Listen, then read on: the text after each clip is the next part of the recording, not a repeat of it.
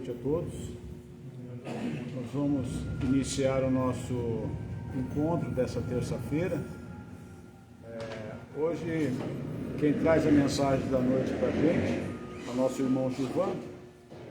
A gente agradece a ele desde já.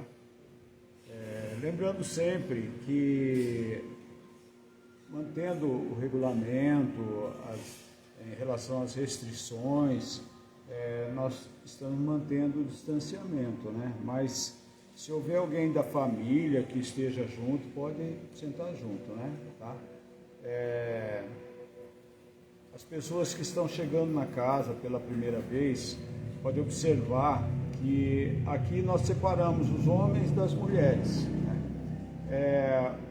É uma orientação da espiritualidade para todos nós, né? Porque todos os trabalhos aqui realizados são realizados no campo energético, né?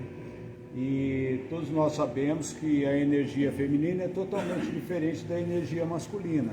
Então, para se aproveitar melhor as energias, a espiritualidade pediu para separar, né? Esse ambiente está impregnado com energia feminina e esse impregnado com energia masculina. Só por isso, tá? Eu costumo dizer sempre assim, até em tom de brincadeira, né, que arroz com feijão é uma delícia, mas para cozinhar tem que ser separado, né? Bom, com a compreensão de todos, né, nós vamos iniciar então. Eu peço a todos que procurem se recolher, vamos respirar com calma, descruzando os braços, as pernas, vamos elevar os nossos pensamentos, sintonizar os nossos anjos guardiões, esses irmãos que procuram nos orientar, procuram nos direcionar. Agradecemos a eles, agradecemos aos irmãos que são mentores da nossa casa, Dr. Hugo, Vovô Francisco, Corrente Indiana de Irmão Cari, que são as fraternidades que preparam e dirigem todos os trabalhos aqui realizados. Agradecemos a eles, pedimos a eles o auxílio para compreendermos da melhor maneira possível a mensagem, o ensinamento que nos será transmitido nesta noite através do nosso irmão. E pedimos também que nosso irmão receba esse auxílio na transmissão dessa mensagem. Agradecemos a eles, elevamos os nossos pensamentos, recebemos e agradecemos a presença dos espíritos higienistas, socorristas, vigilantes, que são aqueles que fazem o socorro energético, a vigia energética, a limpeza energética do ambiente, para que energias negativas não interfiram em todos os trabalhos aqui realizados, para que haja sempre harmonia e equilíbrio. Então pedimos a esses irmãos que levem esse auxílio, esse socorro até os nossos lares. Eu peço a cada um que mentalize a sua casa, portão, porta de entrada, vamos entrando em nossa casa, vamos andando por dentro de nossa casa, em todos os cômodos, todos os ambientes, principalmente aquele em que nos encontramos com maior frequência. E que pedimos então a esses irmãos que façam essa limpeza energética de nossas casas, para que lá também esteja sempre reinando o equilíbrio, a harmonia, a compreensão, em nome de Jesus.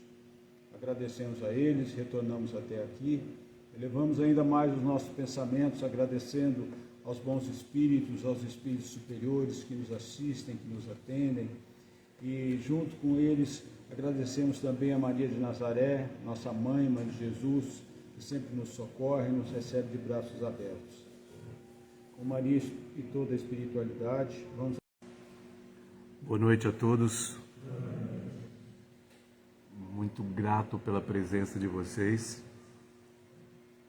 Hoje, diferentemente do que a gente sempre tem vindo trazer a nossa reflexão,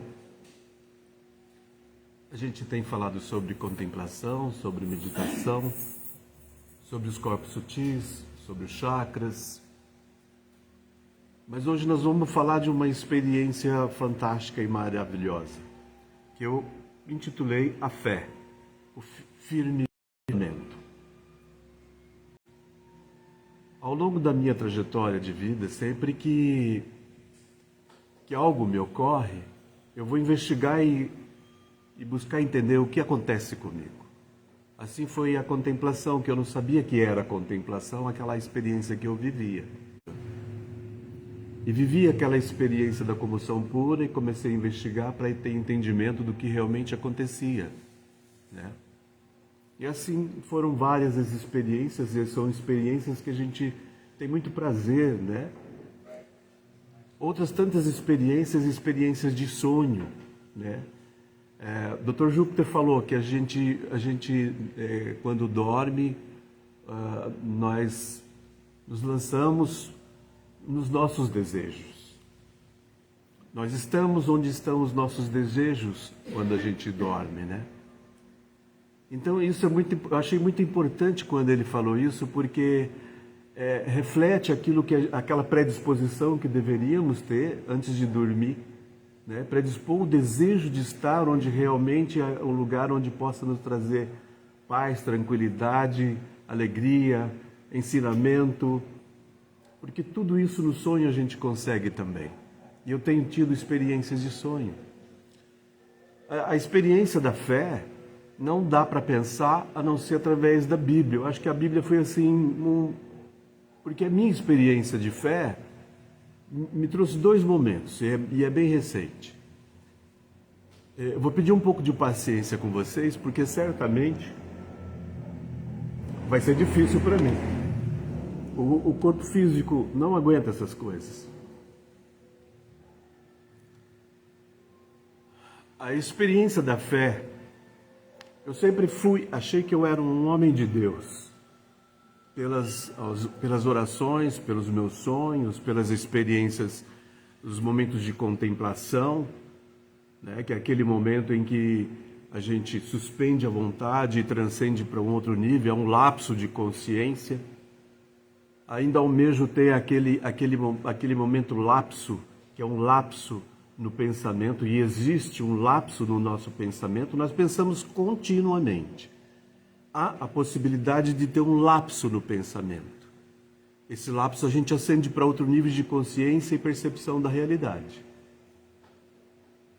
E o interessante foi assim, que então eu sempre me achei e me situava numa zona de conforto, e eu não entendia o que era fé.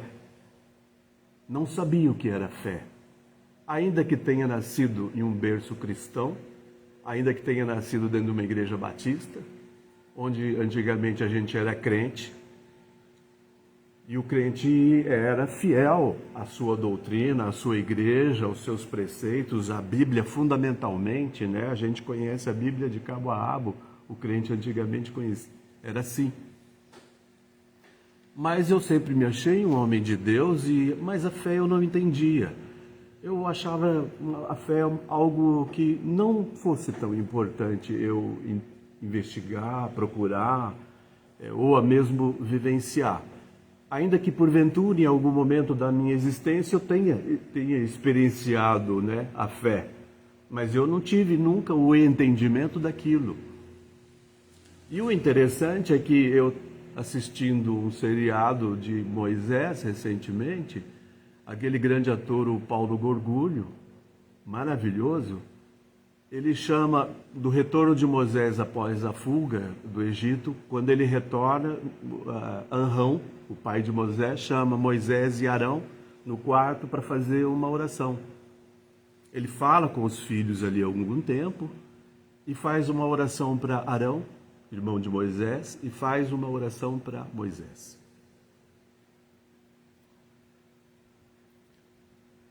Uma oração desse tamanho. Você vê que às vezes mesmo um ator ele tem a inspiração divina.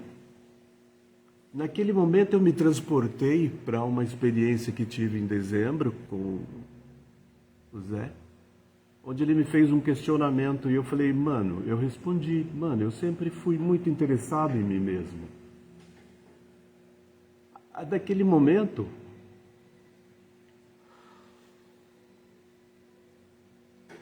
eu percebi que eu não era autossuficiente. Sempre ouvi que a suficiência é de Deus. Mas eu achava muito autossuficiente. Eu me achava capaz de investigar e ter entendimento real da vida, da existência, da vida espiritual. Mas naquele momento, assim, resgatei aquilo e falei, nossa, eu pude perceber que eu sempre fui um homem de fé, mas eu não sabia. Eu não sabia.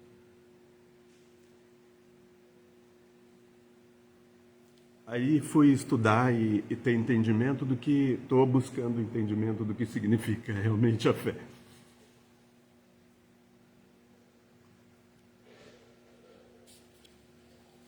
Aí encontrei que em 2 Timóteo, capítulos 16 e 17, diz assim: toda a escritura divinamente inspirada é proveitosa para ensinar, para redarguir, para corrigir, para instruir em justiça, para que o homem de Deus seja perfeito e perfeitamente instruído para toda a boa obra. Foi a primeira coisa, quando abri a Bíblia para fazer o estudo sobre a fé, eu encontrei toda a Escritura divinamente inspirada. E sempre falo aqui, me exponho aqui para vocês que não há dogma, não há doutrina que possa nos conter nos limites da divindade, da espiritualidade maior. Não há dogma que possa nos cercear, possa criar uma fronteira. Ou seja o islamismo, seja o hinduísmo, o cristianismo, o judaísmo, são grandes, são palavras divinamente inspiradas que podem levar o homem a uma outra condição de vida e de entendimento. Aí eu fiquei questionando a respeito da fé e uma outra questão que me veio foi o seguinte: Jesus, quando ele se depara com um centurião romano, o centurião pede para que ele vá curar um paralítico na casa dele, né? Que está muito enfermo e sofrendo muito. Jesus fala assim, responde: eu vou. Mas mestre, você vai à minha casa? Ele é um gentil, né? E Jesus responde para ele: olha, eu estou vendo a sua autoridade, você tem mais fé do que o povo de Israel. A sua fé é tamanha que eu vou à sua casa. Então a fé também tem medida. Tem homens de pouca fé, tem homens de muita fé e de grande fé. Todos os homens do passado, e a Bíblia vai relatando aqui nesse livro de Hebreus, onde o apóstolo Paulo fala que a fé é o firme fundamento, ele vai citando em todos os momentos que foram homens movidos pela fé. Então trago aqui para vocês esse livro do apóstolo Paulo aos Hebreus. Ora, a fé é o firme fundamento das coisas que se esperam e a prova das coisas que não se veem. Porque por ela os antigos, pela fé entendemos que os mundos pela palavra de Deus foram criados, de maneira que aquilo é um depoimento e um testemunho de fé. É um testemunho de fé. Quero que vocês meditem sobre o tamanho da fé que vocês têm. E procurem em algum momento viver essa experiência da fé. A fé, diz o apóstolo em outros momentos, que a fé remove montanhas. Olha o tamanho dessa fé. Olha o tamanho da fé de Moisés, de Abraão, de Isaac e Jacó.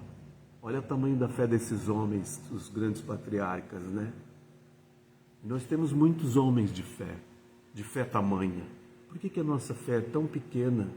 Porque a gente se acha muitas vezes autossuficiente. E a suficiência não é nossa. A suficiência é de Deus. E a gente não reconhece isso. Mas quando a gente fala de Deus, quando a gente está falando da Bíblia, a gente está falando de uma forma muito genérica, e nós, enquanto membros dessa fraternidade, nós estamos falando de uma espiritualidade maior, onde nós temos uma fraternidade que está aqui presente. É a presença de Deus nas nossas vidas. Nós estamos falando de Deus, não estamos falando de um Deus que está nos confins do universo. Nós estamos falando da presença de Deus aqui, agora, através da espiritualidade, da nossa fraternidade, da nossa egrégora, Nós estamos falando de um Deus presente em cada coração. Nós falamos da presença de Cristo em cada coração. A consciência crística. Um nível de consciência que é o desejo, deve ser o nosso maior desejo. A consciência crística. A consciência do Cristo em nós. A consciência do Cristo em cada um, Cristo significa o ungido. Ela independe, você pode ser do Islã e ter consciência crística, você pode ser budista e ter consciência crística. Nós discriminamos, nós achamos-nos, acredito que todos aqui sejam cristãos, então nós separamos, nós criamos fronteiras, barreiras e não buscamos o entendimento. Não existe fronteira, não existe barreira, insisto. Não deveria existir fronteiras de países, muito menos guerras. Não deveria existir fronteiras de riquezas. Não deveria haver pobres e ricos. Não deveria haver. Então a gente deve refletir sobre o profundo significado que isso tem na nossa vida, mas a espiritualidade está aqui com a gente presente nesse momento. Isso é fundamental que a gente entenda. Nada disso aqui é desvinculado das doutrinas, digamos assim. Nada é desvinculado. Isso é um preceito geral, uma escritura divinamente escrita e inspirada. Como todas as grandes escrituras sagradas. Aí me veio uma oração que eu já tive o prazer de apresentar aqui para vocês, que eu intitulei O Amor. Jesus, ensina-me a andar, orientando um caminho reto com passos de quem sabe amar. Jesus, ensina-me a olhar, com olhos que me cegavam o próximo, eu posso olhar com olhos de quem olha para amar. Jesus, ensina-me a calar, na reflexão atenta em mim mesmo do sentido do silêncio de amar. Jesus, ensina-me a doar, da dor e do sofrimento que me rodeiam, que é só doando que eu sei amar. Jesus, ensina-me a amar, um amor que ama sem condição para amar, e das sementes que plantei e planto, possa colher flores e frutos dessa dimensão maior que é o amor de amar. Esses momentos vêm para mim em sonho. São momentos em que eu estou sonhando e declamando e me emociono, lógico, né? Parece que não me emociono. Passo o dia em estado de graças, às vezes como esse eu levantei 5 horas da manhã e fui rapidamente buscar as palavrinhas, né? Teve outro momento que eu declamei em sonho, fiquei muito emocionado, acordei suavemente, vi que eu estava com o rosto enrubescido, com os olhos marejados, dormi novamente, passei o dia em estado de graça. Naquele dia, coincidentemente, a gente estaria aqui com o trabalho do Zé. Estava sentado do lado do nosso irmão Aderbal. Falei, irmão, empresta um rascunho para mim. Naquele momento eu revivi aquela oração que eu havia sonhado. De existe um Deus que te guarda e te protege de tuas angústias e de teus medos. A gente passa o dia em estado de graça. A gente passa o dia... Isso é fé. E eu não sabia. Eu achava que eu era autossuficiente, que isso vinha para mim, né? Que vinha de mim. Às vezes me ofendia até quando alguém falava, nossa, o Espírito ditou isso para você. Eu certa vez fizeram essa insinuação, falei, pô, e eu não sou nada, né? A gente é muito vaidoso, né? E essa vaidade não leva a lugar nenhum, né? Não importa. Se foi a espiritualidade que me inspirou, se fui eu que fiz aquilo, né? O eu sempre fala mais alto, o ego fala muito mais alto. As nossas ações são todas voltadas para o ego, fundamentalmente. A gente é muito egoísta, egocêntrico, vaidoso, né? E a gente tem que trabalhar isso de alguma forma, ter disciplina, um olhar atento, carinhoso para isso na meditação, sem julgar, né? Aquela meditação que a gente sempre preconiza, meditar, olhar os seus pensamentos, esses não são bons nem são ruins, são apenas pensamentos que se passam. Observa com carinho, abraça com carinho os seus pensamentos para que você possa, então, se libertar da vaidade, do egoísmo, do egocentrismo, do individualismo que impera a nossa sociedade, dessa separação, desse pecado que nós cometemos, porque a palavra pecado significa separação e nós estamos separados de Deus, mas nós estamos fundamentalmente separados de nós mesmos. Nós nos separamos de nós mesmos. Quando nos encontramos, quando nos adentramos com esse encontro magnífico consigo mesmo, aí é aquela coisa que o padre, o grande antropólogo Jean-Yves Leloup fala, que a gente pode vir um dia fazer uma reflexão sobre o absurdo da graça. A gente não consegue entender o que é a graça. O apóstolo Paulo, em vários momentos, fala que é só pela graça, né? Mas que graça é essa? É uma energia, a energia da graça. Mas que energia é essa? Onde eu busco? Como eu tenho?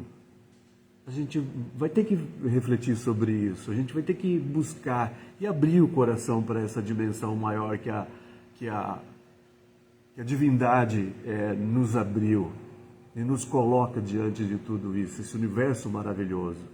E a gente é tão fechado para isso. A gente é tão ensimesmado nas nossas coisas, nos eus que tanto vigoram na nossa vida, em cada momento da nossa existência. Então, a gente fazer essa busca e, à medida que meditamos, à medida que vivemos a experiência real da fé, parece que isso vai se desvanecendo, isso não tem mais importância. Não tem mais importância se foi inspiração divina, se foi eu que fiz. Não importa mais. Me deu plena satisfação, me deu uma alegria imensa. Fico em estado de graça. Isso é muito bom. A gente não sabe o que é ficar em estado de graça, até que fica. A gente não sabe o quanto é bom você se desvencilhar do ego, ainda que por um lapso a gente consiga isso. E como é bom se desvencilhar do ego. Como é bom. Às vezes é uma experiência, né, muito pequena. Quem dera fosse desfeito esse ego totalmente. Estaria em outro nível de consciência cósmica, logicamente. Né? Mas nem esse desejo a gente tem fortemente arraigado, desejo, porque também o desejo é ego, né? Vê como é muito complexo fazer essa reflexão acerca de como a gente proceder diante de tudo?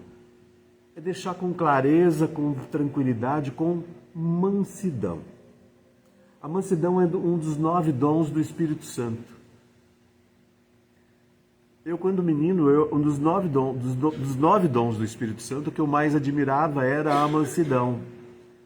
Eu me lembro, adolescente, que eu sonhava com a mansidão. Eu via Jesus mansidão, sempre vi Jesus com mansidão. E eu não entendia como é que podia ter tanta autoridade com mansidão. Mas a gente chega um momento que você entende que aquela mansidão pode vir um brutamontes querendo derrubar tudo. A mansidão aplaca aquele ser e acalma. A mansidão é uma coisa fantástica. E você não precisa, às vezes, exercer uma única palavra. Você não precisa exercer um único gesto. Mas a mansidão de coração, ela aplaca toda a ira. Toda a ira. E isso é fé. E a gente às vezes não sabe. Não é fácil. É preciso disciplina, é preciso naquele momento inicial que você está ali se disciplinando e buscando entendimento, você pratica tolerância, que é aquela coisa de tolerar o outro, né? Suportar o outro, né? Fazer o quê? Mansidão não te abala. Mansidão não te demove de onde você está. A mansidão, quando se faz em palavras, ela se faz em palavras de mansidão. Acalma o outro, aplaca a dor do outro, a ira do outro. E isso é fé. E eu não sabia. Então, gente, eu trago para vocês essa reflexão sobre fé, fundamentalmente.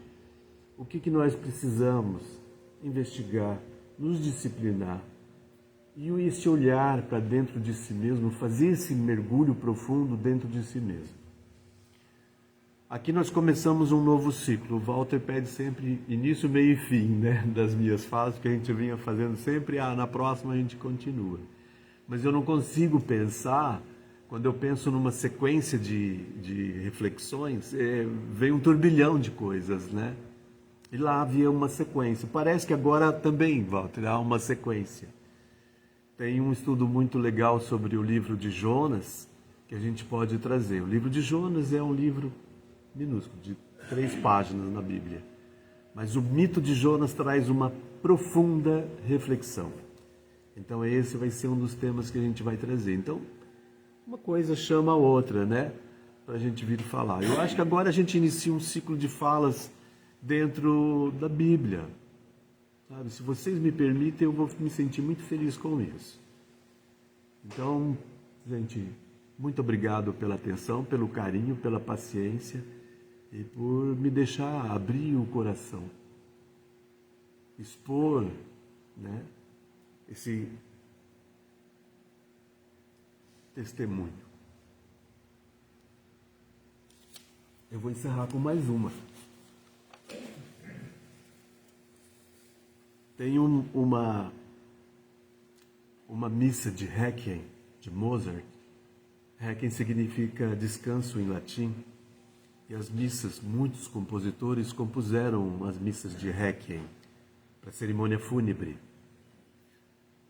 Faço um programa na Rádio Universidade, onde meu tema de abertura é o Requiem de Mozart, que é muito lindo, né? E tem um momento que o coro entra e canta Exaudi, que é em latim, Exaudi oratione meam, né? Muito, muito lindo. E me veio essa inspiração, então, de dirigir essa oração a Jesus. Jesus, exaudi a minha oração e súplica, a voz silente do meu coração. O meu coração, Jesus, ouça. A consciência de cada partícula clama por um eco no seu ser, na imensidão do ser. O meu clamor, Jesus, ouça.